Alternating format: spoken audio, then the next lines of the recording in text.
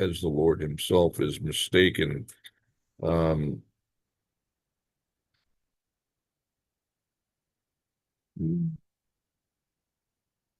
This also puzzles me because my understanding of Mayavad philosophy is that they don't necessarily consider the Lord's energy to be non-different from the Lord. They consider the Lord to be Brahman. The individual living entities are also Brahman, but the Lord's external energy, the material nature, they say is false. Um, Brahma Satyam Jagat Mithya is what they like to say, that Brahman is is truth.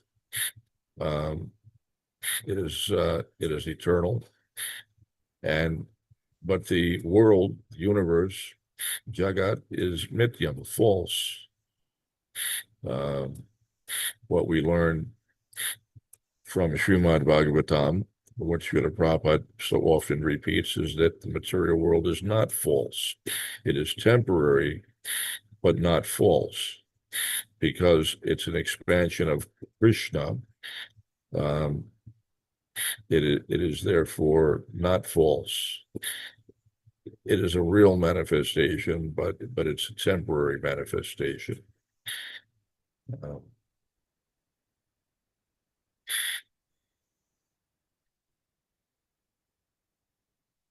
I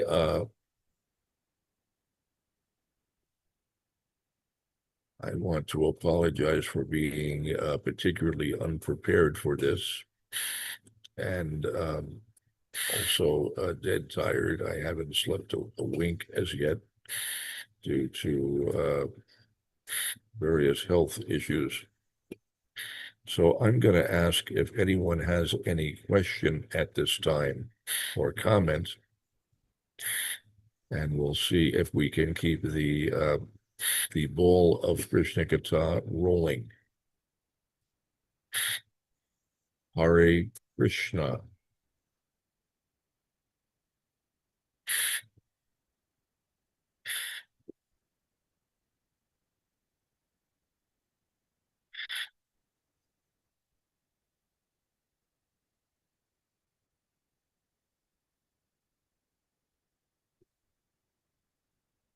Any thoughts, comments, questions, anything at all? So, Prabhu, thank you for a wonderful discourse. Was one of the last comments you said that um, the material world is a real manifestation, although it's a temporary one? Is that what you said? Yes. So I was always confused. We've been talking about this word like false and factual in the past, some of the Bhagavatam classes in the past month or two. And in the Bhagavatam 111, the verse at the end of that verse, it says that only because of him do the material universes temporarily manifested by the reactions of the three modes of nature appear factual, although they are unreal. So here it's saying that the material universes are unreal. Um, yes.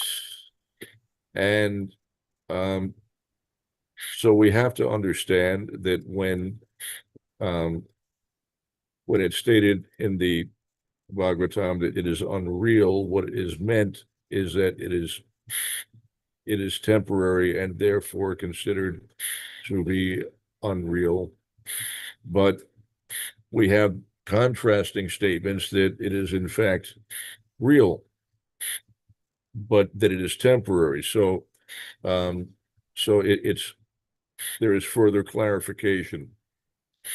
Um, there is also the statement in Bhagavad Gita. Krishna says that um, what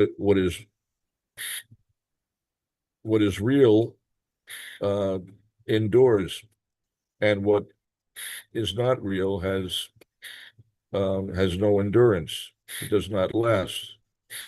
um, what is real has no cessation.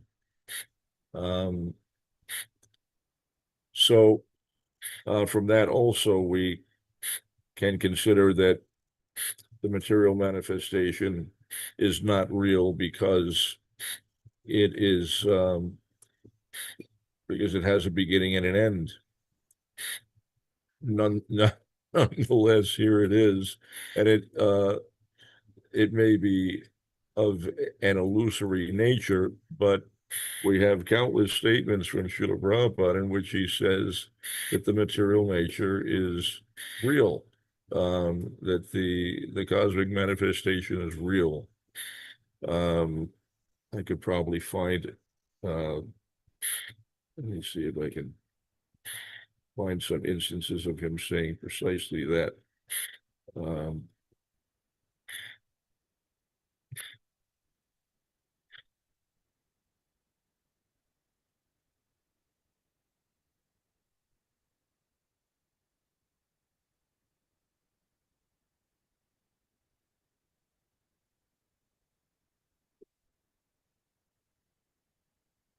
the introduction of Bhagavad Gita.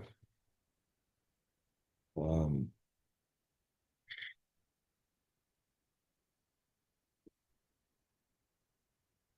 Prabhupada is describing the um, different elements. There's Ishvara, the Supreme Lord. There's Jiva, the living entity. And these are the subject matters of Bhagavad Gita that he's describing. Prakriti, which is nature. Kala is eternal time. And karma, activity. Those are the five subjects of Bhagavad Gita. He says, out of these five, the Lord and the living entities, material nature and time are eternal. The manifestation of Prakriti may be temporary, but it is not false. Some philosophers say that the manifestation of material nature is false.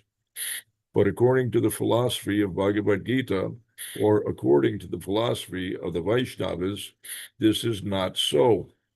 The manifestation of the world is not accepted as false. It is accepted as real, but temporary. It is likened unto a cloud which moves across the sky, or the coming of the rainy season, which nourishes grains. As soon as the rainy season is over, and as soon as the cloud goes away, all the crops which were nourished by the rain dry up. Similarly, this material manifestation takes place at a certain interval and stays for a while and then disappears. Such are the workings of Prakriti. But this cycle is working eternally. Therefore, Prakriti is eternal. It is not false. The Lord refers to this as my Prakriti. This material nature is the separated energy of the Supreme Lord. And similarly, the living entities are also the energy of the Supreme Lord, although they are not separated but eternally related. So the Lord, the living entity, material nature, and time are all interrelated and all eternal. However, the other item, karma, is not eternal. And that's another subject matter. But here is one instance in which Srila Prabhupada is saying that the material nature is not false. It's real. It is accepted as real, but it's temporary. He is specifically saying that. So how to reconcile these two apparently contradictory statements? Um, uh, it has to be simply that the material nature is sometimes considered to be false because of its temporary nature. But ultimately, because it's coming from Krishna, it is therefore real. That's the best I can offer. Is that okay?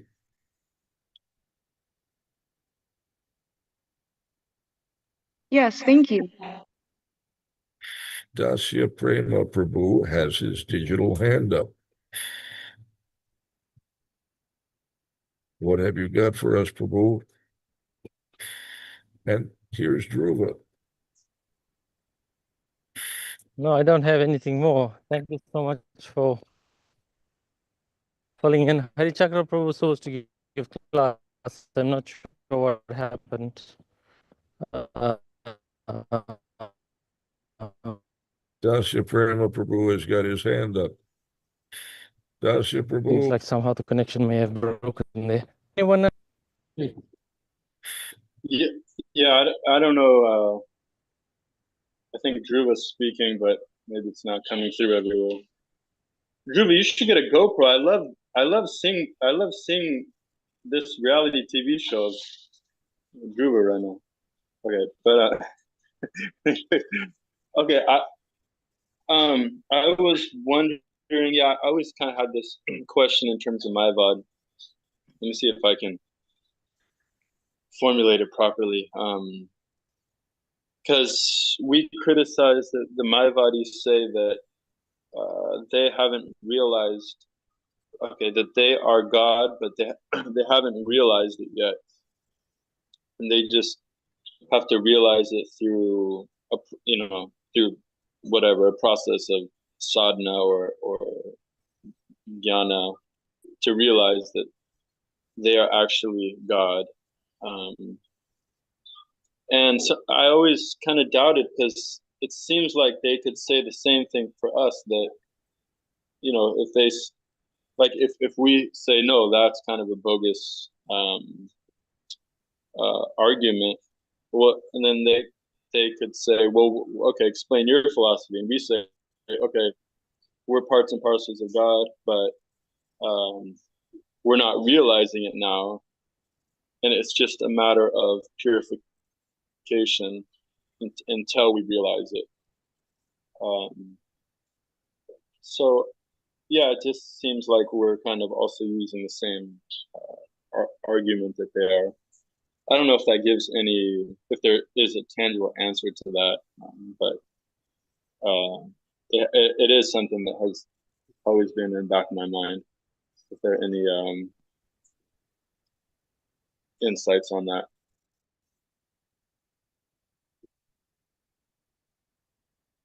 Yeah, I am not an expert in Mayavad philosophy, which is okay with me. I have encountered numerous Mayavadis during the time I was living in India and in the West, here in the U.S. Mayavadis, we have like pseudo Mayavadis, people who kind of have the same philosophy. They're not really hardcore Mayavadis. In India, you find real Mayavadis, and I don't really know that much about them. I have always avoided them. I don't really understand what their process is of realizing that as you know, they they imagine that they are realizing that they are God or Brahman. Um, I don't know how they think that they are doing that. Um, I don't know what their specific process is. I haven't actually ever seen them engaged in any particular process other than studying Shastra. Um, I suppose they engage in some kind of meditation. I haven't seen that. Um, they do sometimes engage in different types of worship, archana, but they don't really take any particular deity seriously. They um, they do chant various mantras. Um, uh, Mostly, you don't really see real serious Mayavadis. They want to believe that that everything is Brahman and that they are Brahman, but mostly they're just cheaters and pretenders. That's my experience. But there are actual Mayavadis. There is, the school of Mayavada philosophy. Um, I don't really understand that much about them. We have two digital hands up, starting with Jana Vatsala Prabhu. What have you got for us? All right, well, it's actually called Sarup here in the temple room. So about Dasa Prem's question, I think I have an hold on, it's echoing. Let me uh, move a bit. I think I have a question. I think I have an answer to Dasa Prem's question, at least as far as I've understood it. In that our philosophy is not that we're Brahman. While the Mayavad philosophy is that we are Brahman and we're simply illusioned.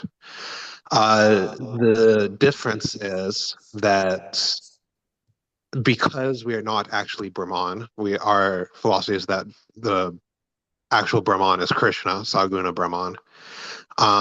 We can come under illusion, but it's impossible for Brahman to come under illusion because Brahman is knowledge itself, right? Brahman can't be illusioned because otherwise it wouldn't be Brahman. While the individual jiva is able to be illusioned because we're infinitesimal parts and parcels. We're not the complete whole. So from my understanding of what your question was, that's kind of the answer, is that the difference is that whether we're infinitesimal or the whole thing, because the whole Brahman itself can't come under illusion because that's a contradiction in what Brahman is. Because according to the Mayavad philosophy, knowledge of Brahman is what brings you out of illusion. So how can the Brahman itself be under illusion? While it's possible for the jiva, who is not Brahman itself, to come under illusion. So that's the difference between the two and why our argument against the Mayavad isn't also an argument against us. So I don't know if that made sense or not, Dacia. Yeah, that's perfect. Thank you. That makes a lot of sense. It's like their whole premise is wrong. So it's not that we can even apply we can't even apply the same logic because their whole premise is illogical. So thank you, Yeah, thank I you, mean, bro. yeah, I mean, even more fundamentally, for there to be illusion, there has to be somebody to be illusioned. So, like, but according to them, the individual doesn't exist until illusion comes. So, which came first, the illusion or the illusioned? Kind of like a chicken and egg problem, you could say. Yeah, there's a lot of arguments against Mayavad philosophy. If you want to learn more about the specific arguments in kind of a more simple to follow manner, Ramanujacharya has discussed these in his Sri Bhashya, which is his commentaries on the Vedanta Sutras, known as the Seven Great Untennables, which are kind of seven knockdown arguments against the Mayavad philosophy that are pretty understandable. It's not like Madhvacharya, who is more like into the Sanskrit grammar and analyzing all of the different shastras and their grammatical forms in order to refute Mayavad. So if you want to look more into these things, I would recommend looking at the writings of Ramanujacharya. I think that's all. Hare Thank you. Krishna. In the I have, meantime, I'll just depend on intellectual people like yourselves to break it down for me. Thank you. Thank you, Prabhu. Hare Krishna. I have a question. Does anyone know of or is aware of any practicing modern day Mayavadis? Uh, and in my view, I guess it would depend on how you define Mayavad. Like so, You define it, people. what?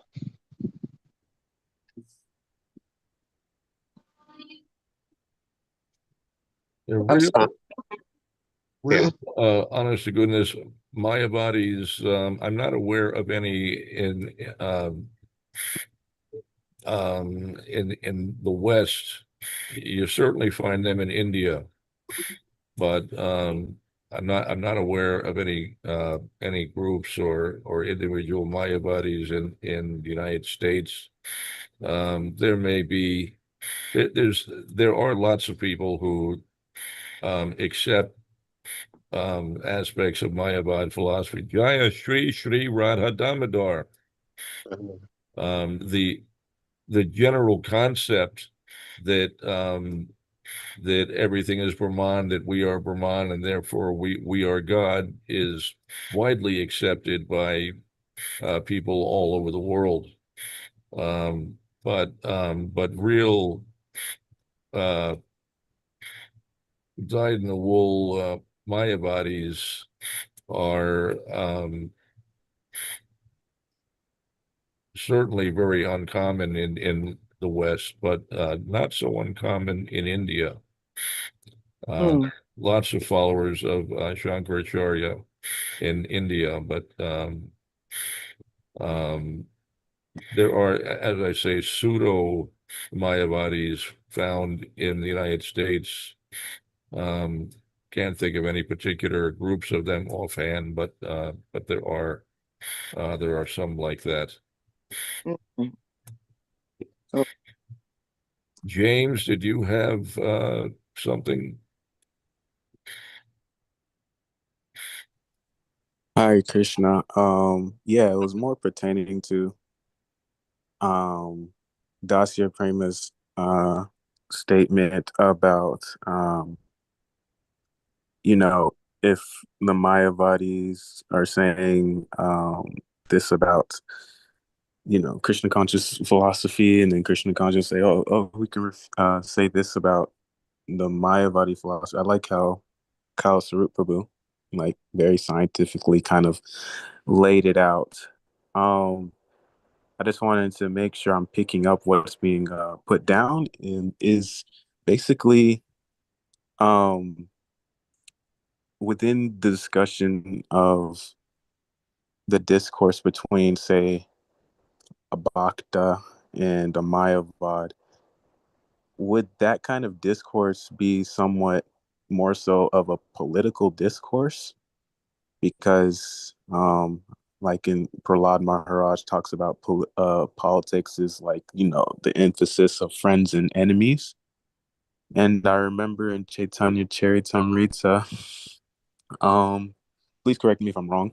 I don't really remember the pastime too well, but the pastime where Lord Chaitanya was, I believe he was in a temple with, and he was sitting in the corner, and there are Mayavadis there. And he kind of had like a respectful attitude towards Mayavadis, but also, amongst devotees, like how we're doing right now, he would kind of, you know, uh, basically, I guess amongst devotees, the discourse would kind of like, talk about, kind of how Kyle's group was hitting on, that scientific approach and like, the kind of flawed system of the Mayavad philosophy. But amongst Mayavads and Bhaktas, does that kind of discourse become into like this kind of like political type of territory where it's kind of almost a futile kind of discourse? Mm. But amongst devotees, is it like, I mean, it makes more sense talking about this amongst devotees, but talking amongst, like, say, I was talking to a Mayavad and we were both just going against each other's philosophy. Is that more so of a political discourse, kind of similar to what Prahlad Maharaj was kind of pointing at? I just wanted to see. I don't know. I was getting a little confused, but I just wanted to know, would that be kind of like a political discourse? No, it's if I could answer. It's not a political discourse. So it's not like, oh, we have our group who are the Vaishnavas, and then we just need some group to hate. So we just picked the Mayavads. And then we argue like the Democrats and Republicans argue with each other, or the people who like one thing argue with somebody else. It's an actual like philosophical uh,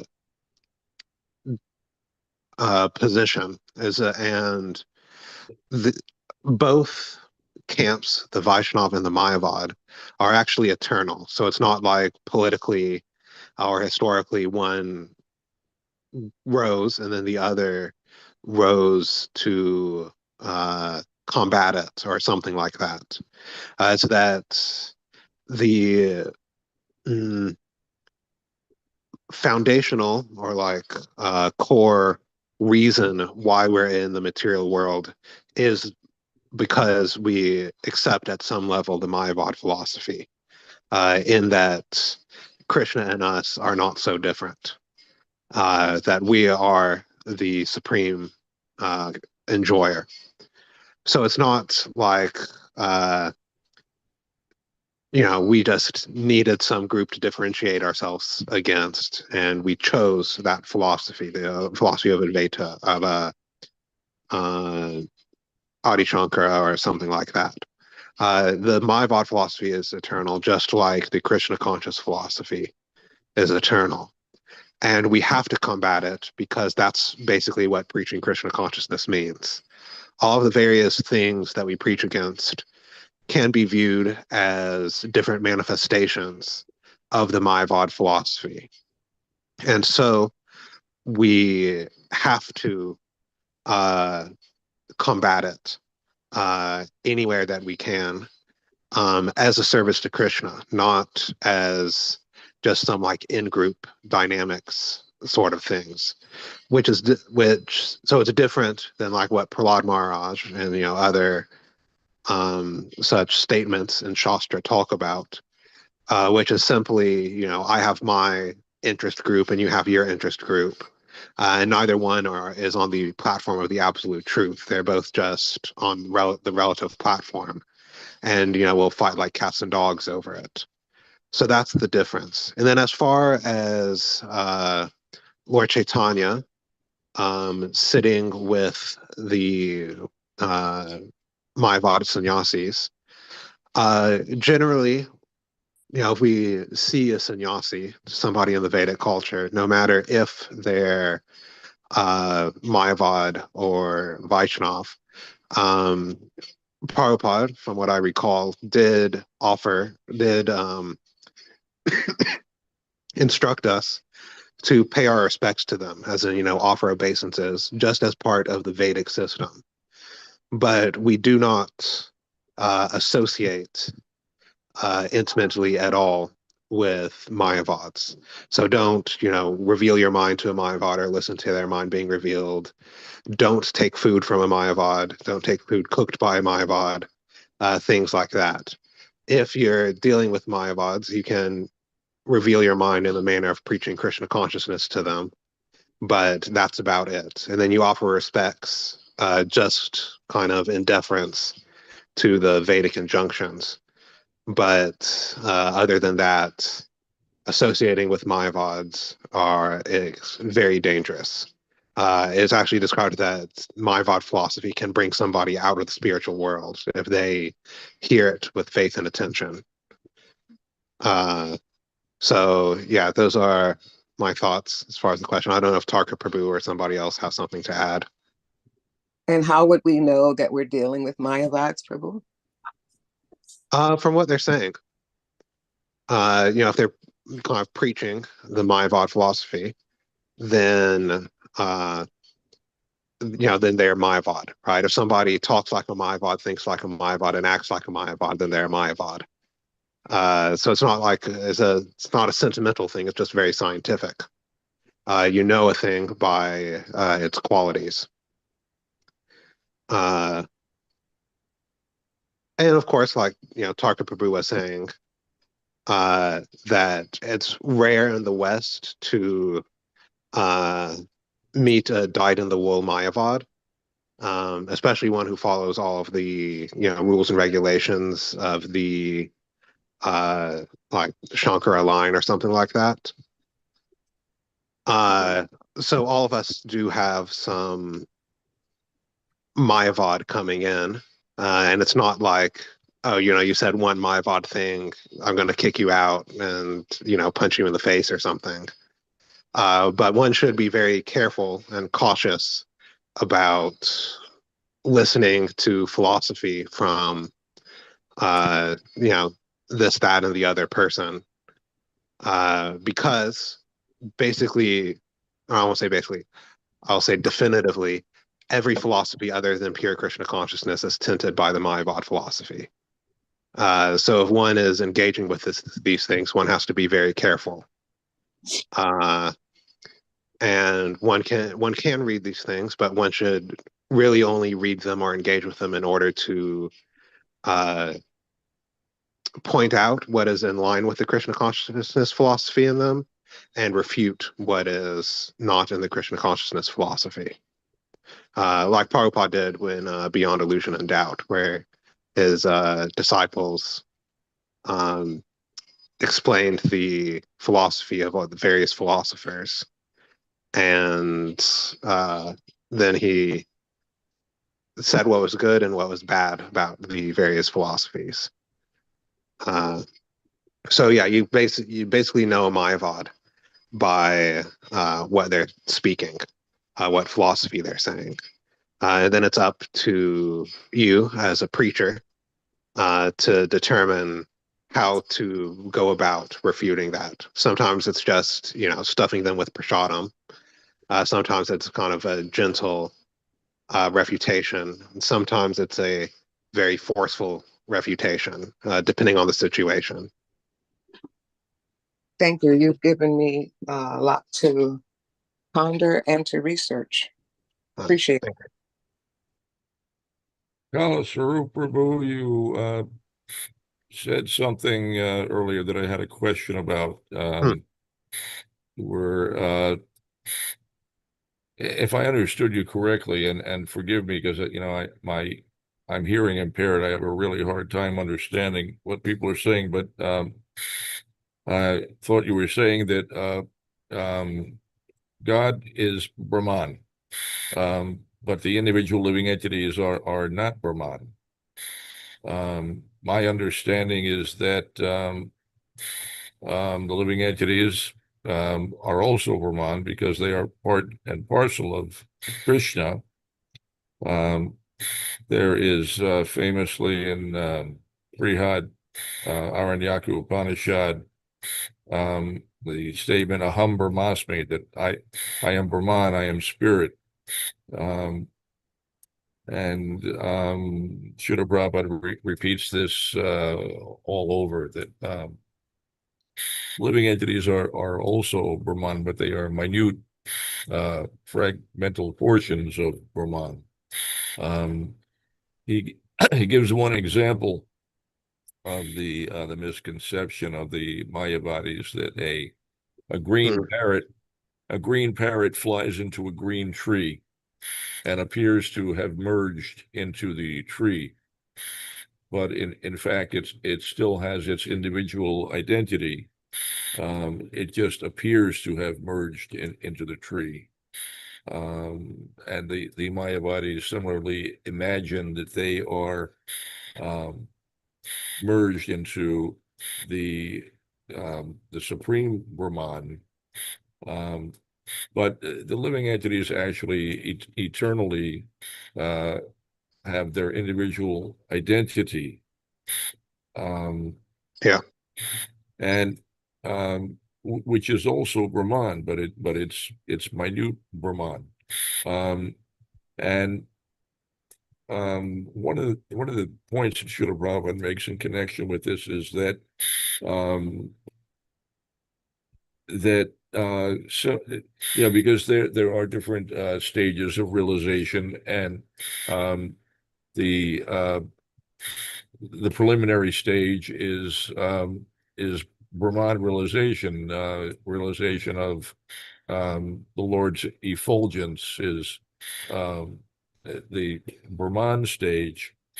But what Srila Prabhupada points out always is that this is not enough. It's not adequate simply to realize Brahman. You have to understand the activities of Brahman. Otherwise,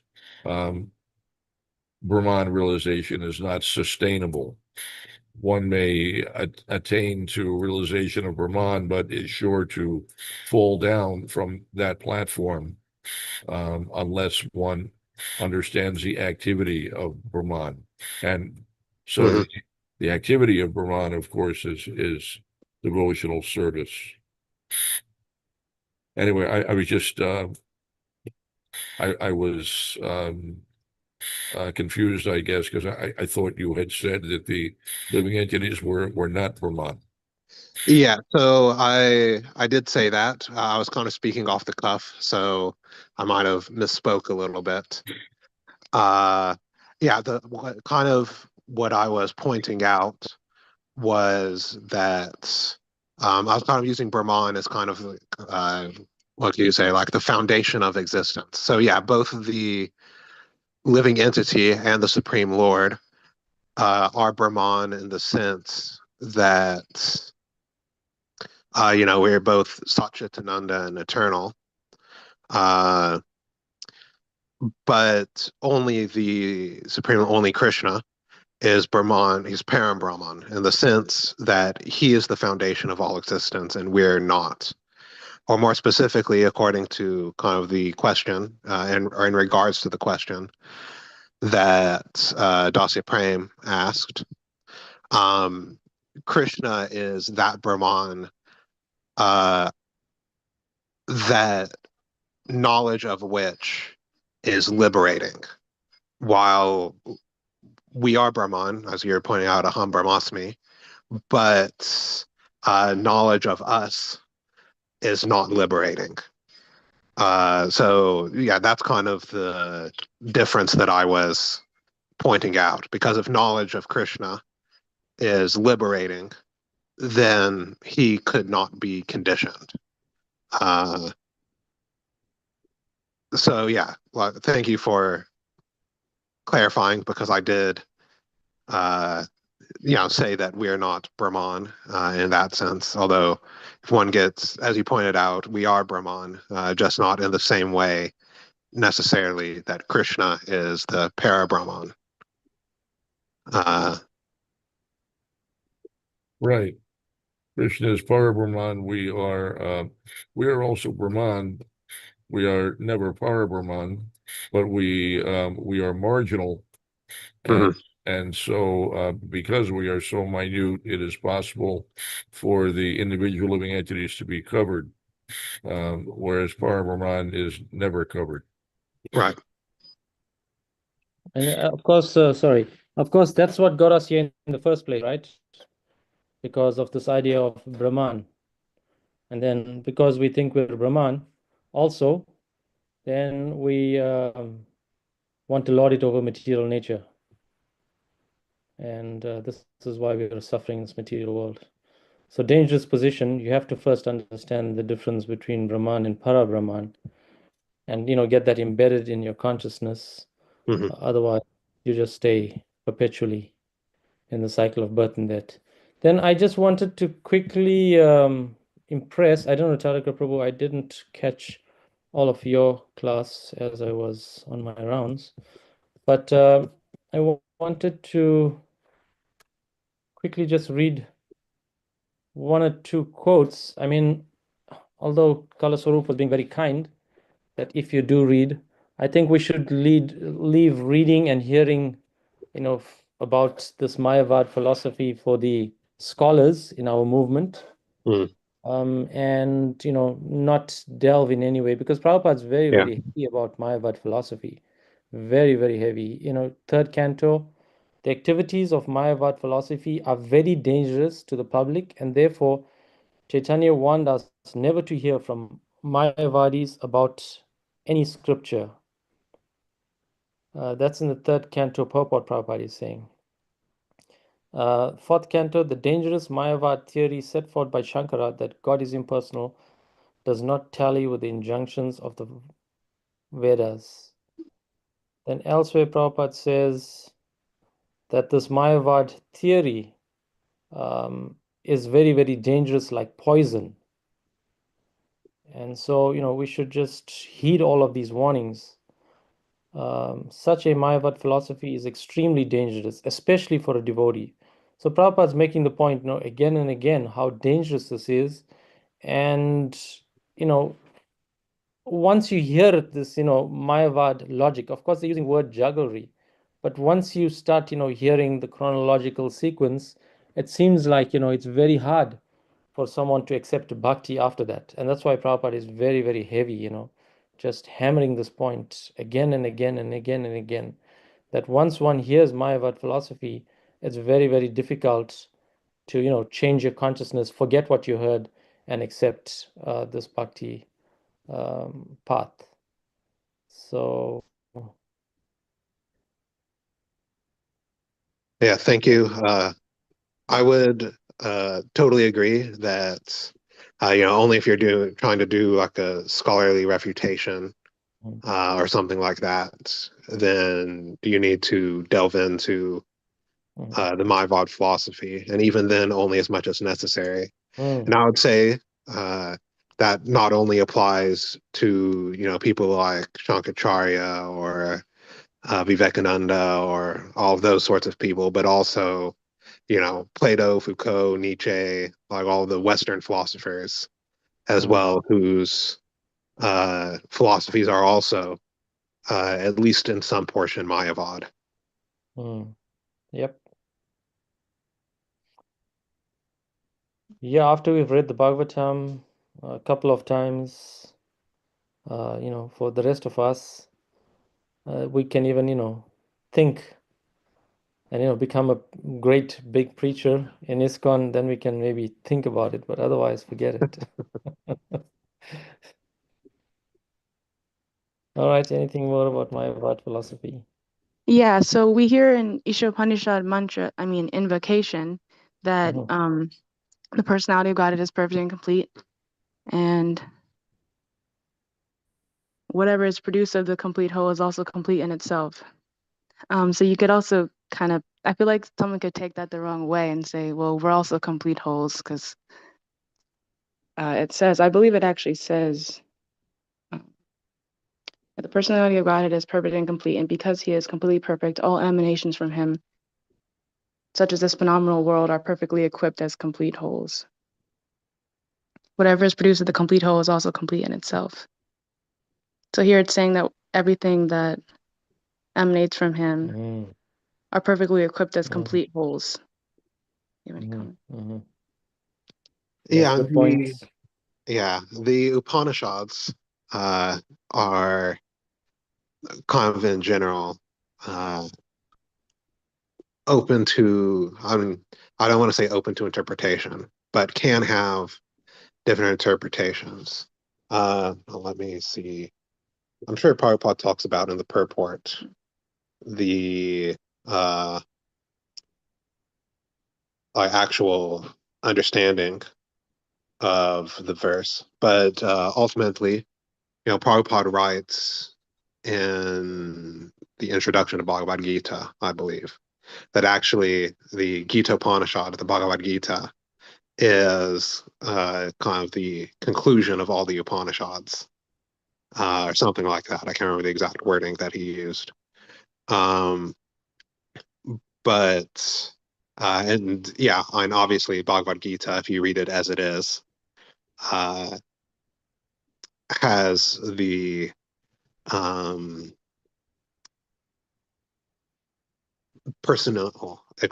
has the personal understanding of Krishna as the forefront. And even, like we were talking about earlier, Janma Karma Chame Divyam, right? How can, if knowledge of him is liberating, how can he be illusioned? So yeah, the Upanishads, and that's why, Prabhupada wrote all of these purports to these texts, right? Because he could have just translated the text and then given to us, just like so many scholars do. And it's also should be noted that he didn't call his writings on them commentaries. He called them purports, right? Because a commentary, I can have my commentary, you can have your commentary, Dhruva can have his commentary, but a purport is what is actually there. So yeah, like sometimes there are these verses that seem to promote the impersonal view, which is why we need to hear from self-realized people in order to understand actually what they're talking about. So I can look into that purport more. Does anyone also just have already an idea of what it means that we're complete wholes? Hare Krishna, Jana. Good morning. Hare Krishna devotees. I'm actually reading the last paragraph to you, Jana, of the purport from the invocation. And what Srila Prabhupada writes is the completeness of human life can only be realized when the human form of life is engaged in the service of the complete whole. Any service in this world, whether social, political, communal, international, or even interplanetary, will remain incomplete unless it is dovetailed with the complete whole.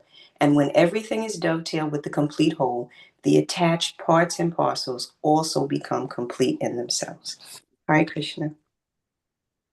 Thank you. Yeah.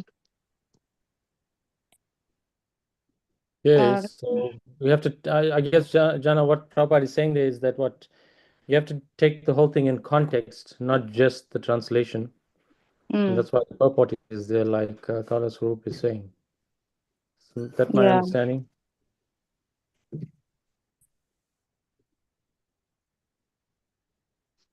Sri Upanishad, Srila Prabhupada explains, actually offers a refutation of aspects of Mayavad philosophy. Where is that now?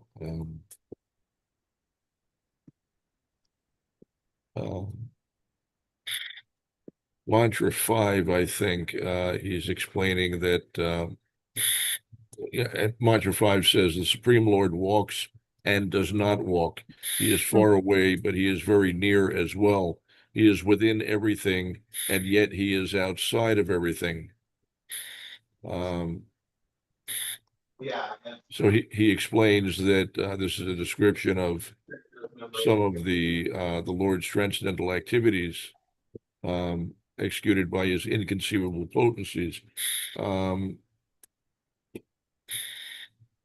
Saying that the impersonalist philosophers of the Mayavadi school accept only the Lord's impersonal activities and reject his personal feature. But the members of the Bhagavat school, adopting the perfect conception of the Lord, accept his inconceivable potencies and thus understand that he is both personal and impersonal. Bhagavatas know that without inconceivable potencies, there can be no meaning to the word Supreme Lord.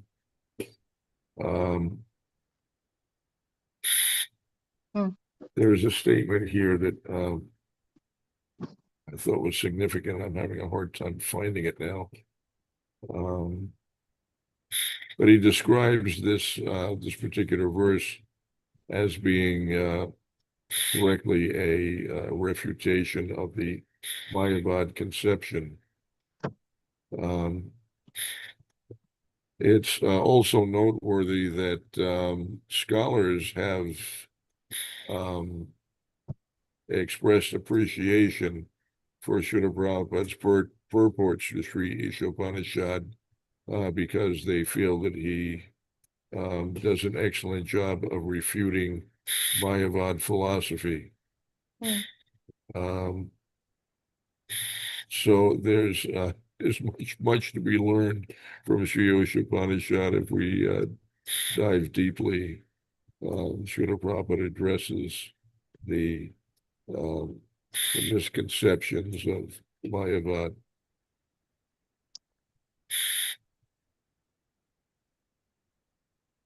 Thank you.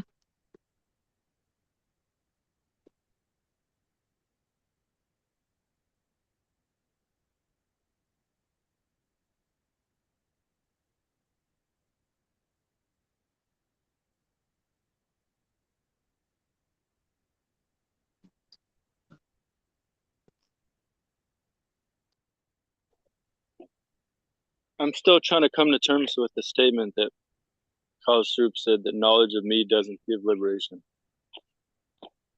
What is that again? It was a bad joke. Sorry. I get the joke. I mean, I was also thinking though, like devotees, it's not, Krishna, it's also special to hear about the devotees of Krishna. Thank you. Oh, thank you. I feel better now.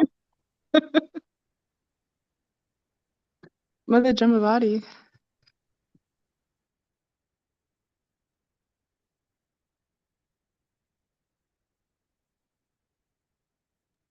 Hare Krishna. Hare Did you Krishna. did you call me, Jana? Yeah, your hand was up. Oh, that's a mistake. Oh, sorry. Thank you for calling that to my attention.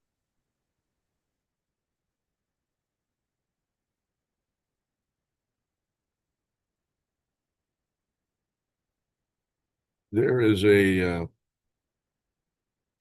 statement in where is this?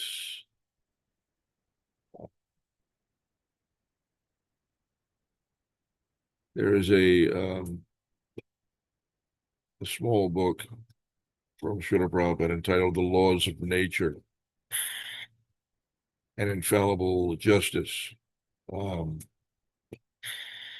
I should mention that many of there are numerous small books, and the small books are mostly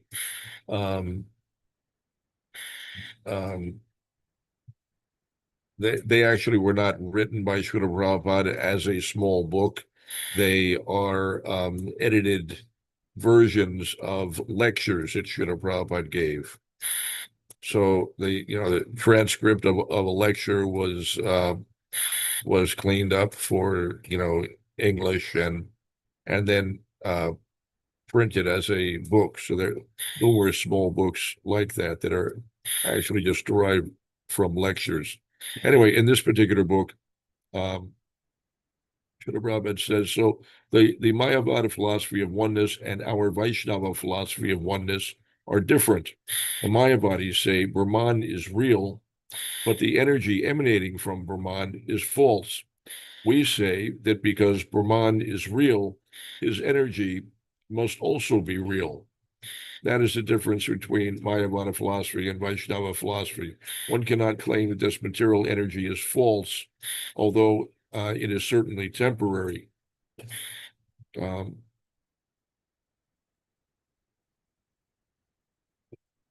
Anyway, that was consistently Srila Prabhupada's position, that we agree that there is oneness, but there is simultaneous oneness and difference, and that we are Brahman, but we are not the Supreme Brahman. We are not Para Brahman. And the material nature is not false because it is produced from Brahman, which is real. And so therefore it must also be real. And yeah, that contradicts the statement in the beginning of Srimad Bhagavatam, but the reason is because that it is sometimes the material manifestation is sometimes said to be false because it's temporary.